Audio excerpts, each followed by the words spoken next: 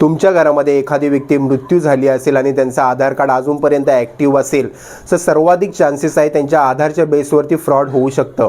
Fraud कुठे होणार, तर जसं की बँक अकाउंट, त्यांच्या सिम कार्डवरून, त्यांच्या पेन्शनच्या अकाउंटमधून, त्यांच्या शेअर मार्केटच्या अकाउंटमध्ये फ्रॉड होण्याचे अतिशय चान्सेस आहेत.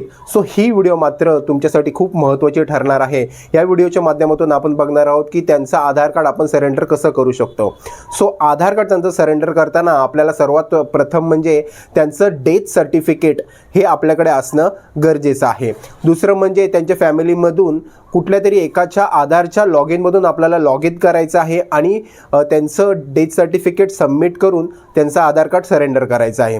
मात्र मित्रांनो, एक गोष्ट लक्षात ठेवा, एकदा आधार कार्ड जनरेट झाल्यावरती ते कधीही बंद होत नाही, तर ते डिॲक्टिवेट केलं जातं. सो चला व्हिडिओला आपण सुरुवात करूया.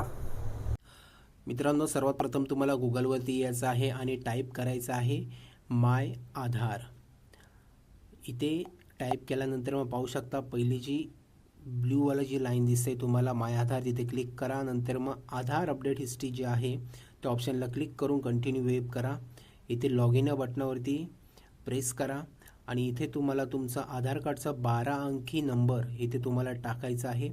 त्याच्याच खाली तुम्हाला कॅप्चा जो बाजूला दिसतोय न चुकता तसं सेम ॲज इट इज टाकून घ्यायचं आहे आणि लॉग इन विथ OTP या बटनावरती क्लिक करून तुम्हाला जो OTP येईल तुमच्या आधार कार्डला लिंक असलेल्या मोबाईल नंबरवरती, तो OTP 6 अंकी तुम्हाला इथे टाकून घ्यायचा आहे आणि लॉग इन करायचं आहे.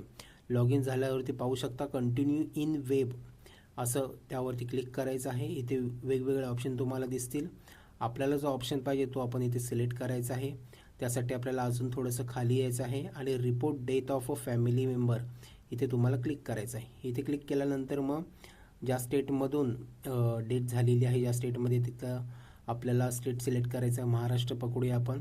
महाराष्ट्रानंतर मग खाली यायचं आहे आणि आधार कार्ड, इथे आधार कार्डचं 12 अंकी नंबर ज्यांची डेथ झालेली आहे ते इथे टाकायचं आहे त्यांचं. आणि त्यानंतर मग डेथ रजिस्ट्रेशन नंबर जे पण असणार आहे डेथ सर्टिफिकेटमध्ये ते तुम्हाला इथे टाकून घ्यायचं आहे. त्यानंतर मग खाली यायचं आहे. खाली आल्यानंतर मग इथे name of the disease person म्हणजे कुठलं आजार झालेलं त्यांना, ज्याच्या मुले इथे मृत्यू पावलेले आहेत तुमचे फॅमिली मेंबर, ते इथे टाकायचं आहे. मी टाकतो आहे हार्ट अटॅक. एक तुम्हाला एक्सप्लेन करण्यासाठी मेल फिमेल अदर जे पण काय असेल त्यांचं जेंडर तिथे सिलेक्ट करायचं आहे.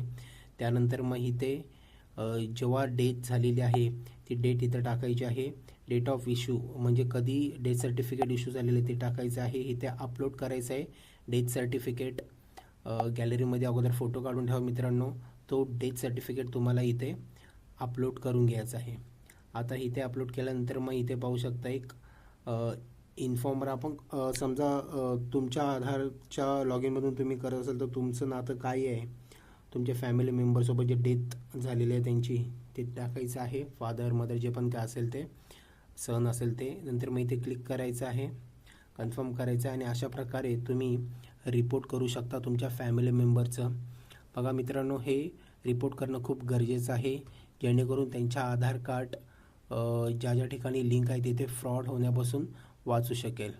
व्हिडिओ आवडले असेल मित्रांनो तर माझ्या चॅनलला सबस्क्राईब करायला मात्र विसरू नका आणि माझ्या इंस्टाग्रामच्या चॅनलला फॉलो करायला मात्र विसरू नका.